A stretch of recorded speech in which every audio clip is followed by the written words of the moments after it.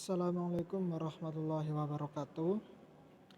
Perkenalkan, nama saya Rijal Alif Sofyan, dari Ekonomi Pembangunan kelas A dengan NIM 2022 10 18 03 11 058. Di kesempatan kali ini saya ingin mempresentasikan apa yang sudah saya kerjakan, sudah saya rangkum mengenai tentang tokoh-tokoh atau ulama atau ilmuwan Islam yang ada di bidang ekonomi.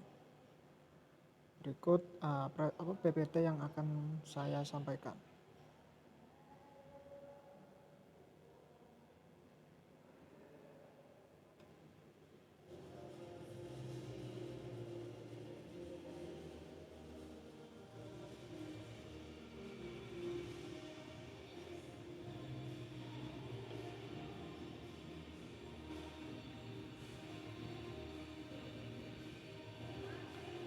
Baik, ilmuwan Islam bidang ekonomi.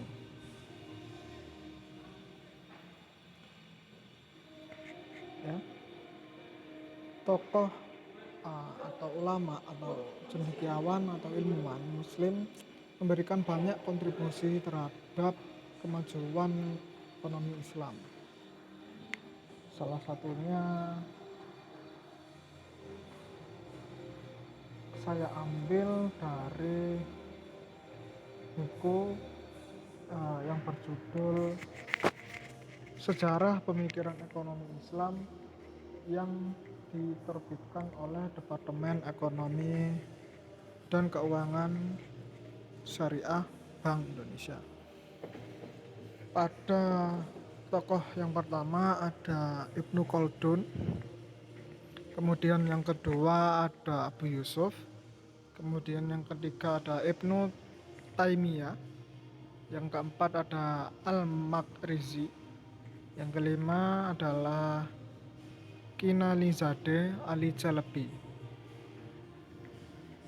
Yang pertama adalah Ibnu Khaldun. Ibnu Khaldun dilahirkan di Tunisia pada 1 Ramadan 732 Hijriah, bertepatan pada 27 Mei 1332 Hijriah, wafat pada tanggal 19 Maret 1406 Hijriah Masehi, dalam usia 73 tahun. Ibnu Khaldun ini berasal dari keturunan bangsawan Bani Khaldun. Bani Khaldun berhijrah ke Tunisia setelah jatuhnya Sylvia ke tangan Requista pada pertengahan abad ke-13 Masehi. Ibnu Khaldun dibesarkan dalam lingkungan keluarga ulama dan terpandang. Ibnu Khaldun memiliki latar belakang keilmuan yang kuat. Pengembaraannya dalam mendapatkan ilmu sangat jauh. Berbagai wilayah pada masa itu ia jelajahi, seperti Andalusia, sekarang Spanyol, Maroko, Persia, Tilmisin,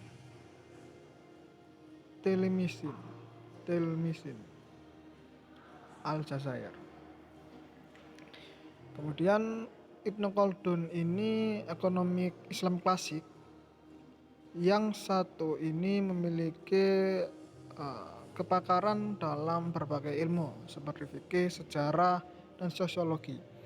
Dalam bidang pemikiran ekonomi, ia tak menulis secara khusus, tetapi sebagai orang sosiolog, ia mengkaji tentang sosiologi dalam bidang ekonomi. Pemikirannya tersebut di dalam karya besarnya Al-Muqaddimah, sebuah buku terlengkap pada abad ke-14 yang telah diterjemahkan oleh beberapa bahasa yang memuat pokok-pokok pikiran tentang gejala sosial kemasyarakatan, sistem pemerintahan dan politik di masyarakat, ekonomi bermasyarakat bernegara, gejala manusia dan pengaruh lingkungan, geografis dan ilmu pengetahuan serta alatnya. Beberapa pemikiran ekonomi Ibnu Khaldun yang Dalam indeks sejarah perekonomian dunia dapat disamakan dengan pemikiran para tokoh pemikir ekonomi modern. Di dalam bukunya Al-Muqaddimah, Ibnu Khaldun memiliki pemikiran mengenai konsep nilai, konsep harga, dan konsep uang. Ibnu Khaldun dikenal sebagai sosiolog dan sejarawan Muslim yang hidup pada abad ke-8 Hijriah.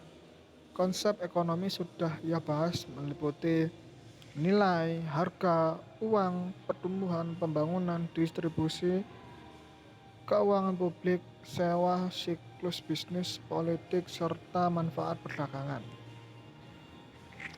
Kemudian yang kedua ada Abu Yusuf. Abu Yusuf ini tokoh ekonomi Islam klasik yang merupakan seorang ulama bernama lengkap Yakub bin Ibrahim bin Habib al-Ansori. Lahir di Kufah pada tahun 113 Hijriah atau 731 Masehi dan wafat di Baghdad pada tahun 182 Hijriah. Karir intelektualnya sangat mengesankan karena berguru di banyak ulama terkemuka dari kalangan tabi'in, pakar hadis seperti Hisham bin Urwah, ada juga Abi Ishaq Al-Syaibani, Sulaiman At-Tataimi,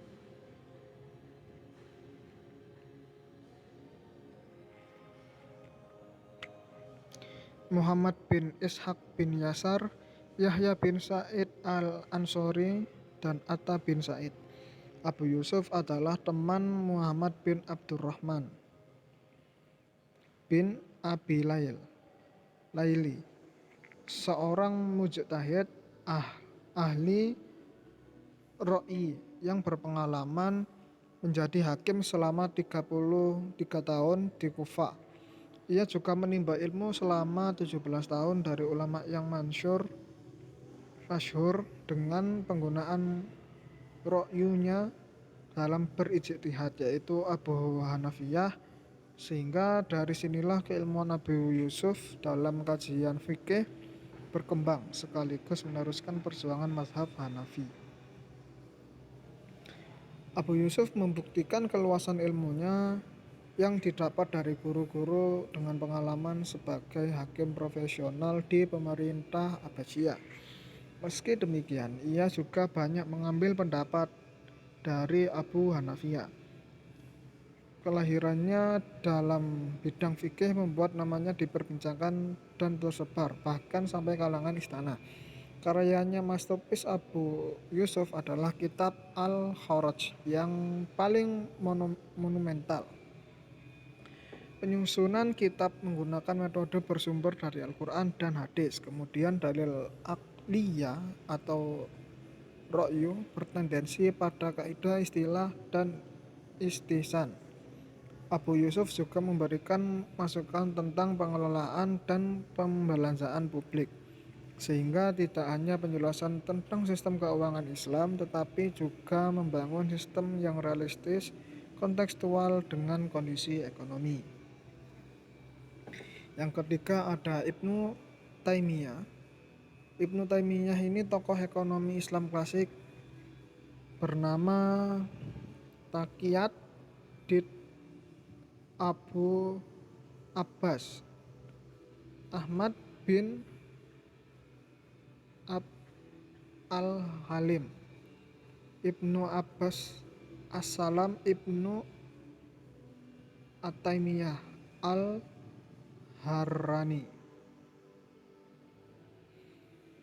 Dilahirkan di Haran pada 1263 Masehi.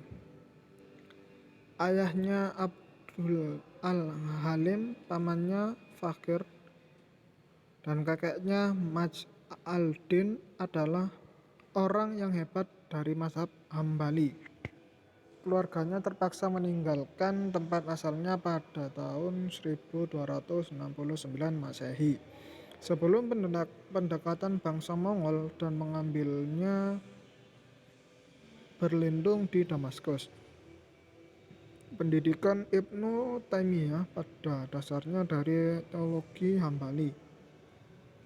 Namun ia juga mempelajari fikih lainnya dan bidang lain seperti filsafat, tasawuf. Pengetahuan tentang sejarah Yunani dan Islam sangat luas dan buku agama orang lain.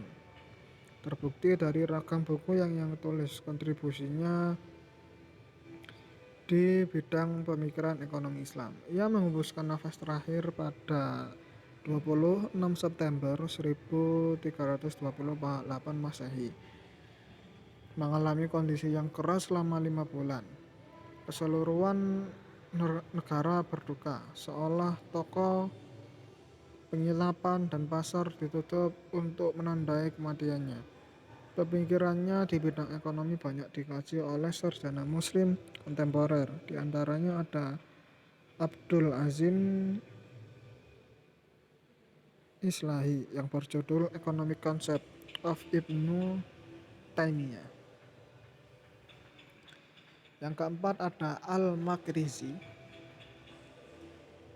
Taqiyuddin Abu Al-Abbas Ahmad bin Abdul Qadir Al-Husaini, tokoh ekonomi klasik yang lahir di Barjuan, Kairo pada 766 Hijriah. Keluarganya berasal dari Makazira, sebuah desa yang terletak di kota Baghdad. Karena itu ia dikenal sebagai sebutan Al-Makrizi. Al-Makrizi merupakan sosok yang sangat mencintai ilmu. Sejak kecil ia gemar melakukan perjalanan intelektual. Ia mempelajari bermacam disiplin ilmu seperti fikih, hadis, sejarah, dan dari para ulama besar yang hidup pada masanya. Di antara tokoh terkenal yang amat mempengaruhi pemikirannya adalah Ibnu Khaldun, seorang ulama besar dan penggagas ilmu sosial termasuk ilmu ekonomi. Pada tahun 791 Hijriah, Sultan Barquq mengangkat Al-Makrizi sebagai muhtasib, semacam pengawas pasar di Kairo. Jabatan tersebut diemban selama 2 tahun. Pada masa ini, Al-Makrizi mulai banyak bersentuhan dengan permasalahan pasar, perdagangan, dan mudharabah, sehingga perhatiannya terfokus pada harga-harga yang berlaku, asal-usul uang, dan kaidah-kaidah timbangan.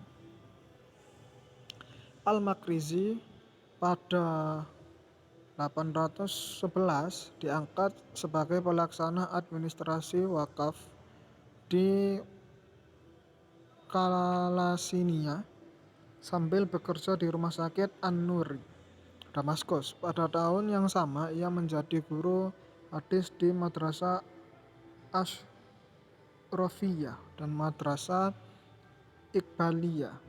Kemudian Sultan Al-Malik Nasir Faraj bin Barquq menawarinya jabatan wakil pemerintah Daulah Mamluk di Damaskus.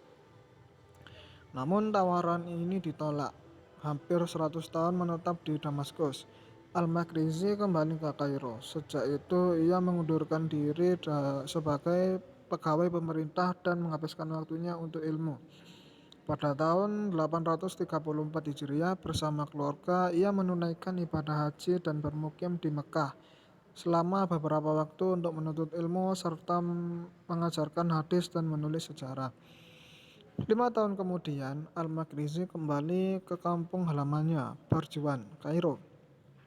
Di sini ia juga aktif mengajar dan menulis terutama sejarah Islam, hingga terkenal sebagai seorang sejarawan besar pada abad ke-9 Hijriah. Al-Makrizi wafat di ibu kota Mesir pada tanggal 27 Ramadan 845 Hijriah atau bertepatan dengan 9 Februari 1442 Masehi. Berikutnya adalah Kinalizadeh Ali Chalabi. Kinalizadeh merupakan tokoh ekonomi Islam klasik yang hidup di era dinasti Turki Utsmani. Ia dilahirkan di Isparta, Anatolia pada tahun 916 Hijriah. Akhlaqi Alai menjadi salah satu karya monumental milik Kinalizabe, berisi tentang akhlak, memberikan warna Turki Utsmaniyah dalam perkembangan ilmu pengetahuan. Ilmu Tadabbir al-Manzil atau ilmu pengurusan rumah tangga atau ITM menjadi bagian penting yang dibahas dalam Akhlaqi Alai. Ia adalah putra Qodi atau Hakim Emrullah Mehmed dan cucu dari Abdu Al-Qadir Hamidi. Kinalizade adalah tokoh ekonomi klasik yang dikenal sebagai seorang filsuf moral besar abad ke-16. Kinalizade adalah murid Civizade Muhyiddin Effendi, dan dia kemudian menjadi profesor di Madrasah Sulaimaniyah. Selain itu, ia mengajar di berbagai perguruan tinggi di Madras, di Edirne, Bursa, Kutaya, dan akhirnya Istanbul. Sebelum memulai karier yudisial tahun 1563, ia dikirim sebagai hakim ke Damaskus, kemudian ke Kairo, Bursa, dan Edirne. Pada tahun 1570 dia diangkat hakim Istanbul, dan tahun berikutnya Anadolu Kazaskeri, yaitu kepala hakim militer Anatolia. Kinalizade menulis berbagai risalah tentang jurisprudensi, sejarah, korespondensi, dan hukum suci atau syariat. Karyanya yang paling penting adalah Akhlaqi Alai.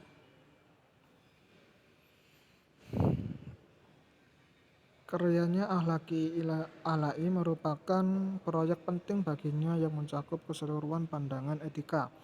Menjadi sangat populer di seluruh dunia seluruh periode Turki Utsmani sampai abad ke-18. Akhlaqi Alai dari Kinalizade dibangun atas warisan penulis Turki Utsmani yang menerjemahkan atau mengadaptasi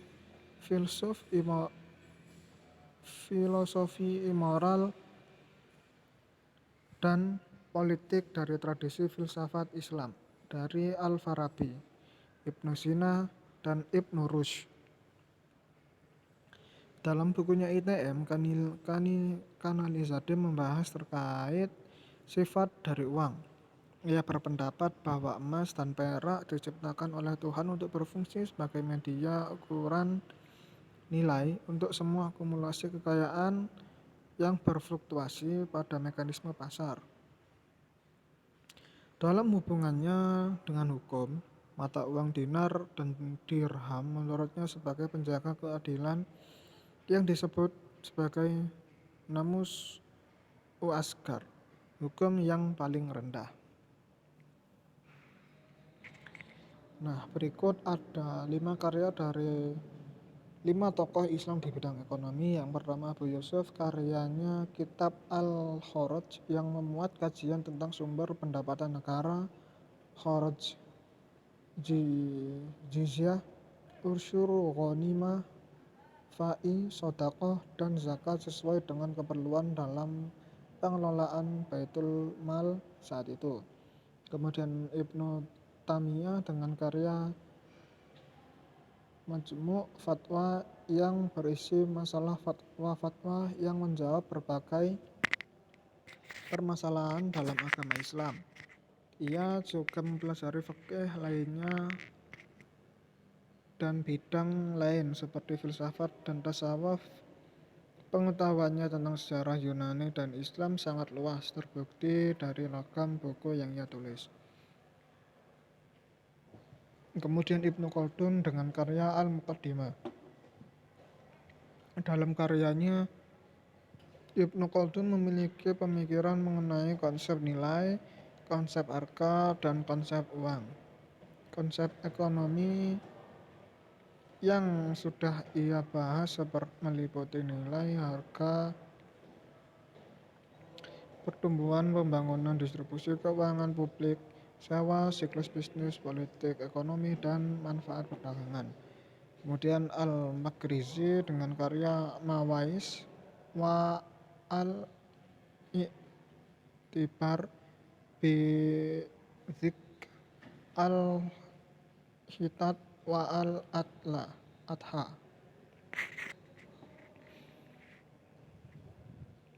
Kemudian Ali Chalabi dengan karya Akhlak Alai yang berisi tentang akhlak memberikan warna Turki Utsmaniyah dalam perkembangan ilmu pengetahuan.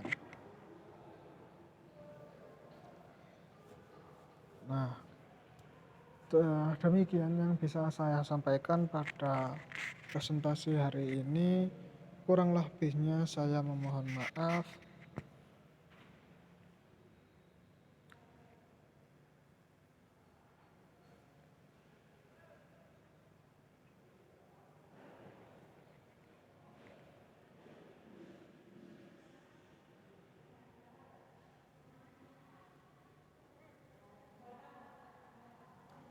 Saya Rizal Alif Syafian pamit undur diri. Terima kasih. Wassalamualaikum warahmatullahi wabarakatuh.